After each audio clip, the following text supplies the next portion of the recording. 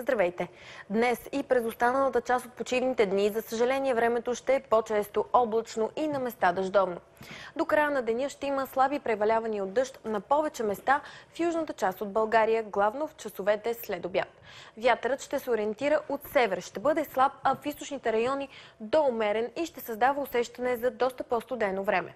Максималните температури днес достигат от 9 до 13-14 градуса в южните райони от страната. Над планините днес е облачно, а по билата и мъгливо. Ще превалява дъжд, а във високите части предимно сняг. Вятърът е до умерен от североизток. Максималната температура в планинските ни курорти е от 2 до 9 градуса. И утре ще преобладава облачно време, а в равнините и мъгливо. На места, главно в западната част от страната, ще превалява слаб дъжд, а в планините над 1600 метра и слаб сняг. Максималните температури ще са от 9 до 14 градуса, малко по-ниски в Западна България.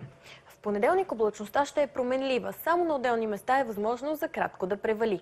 Във вторник от запад отново ни очакват валежи. Вятърът ще се ориентира от северозапад и ще се усили. В сряда сутринта ще бъде все още доста ветровито, но през деня вятърът ще отслабва. Чак тогава ще можем да се порадваме на повече слънчеви часове, но температурите ще са малко по-ниски. Такова време ни очаква. Останете с Нова телевизия. Хубав съботен ден!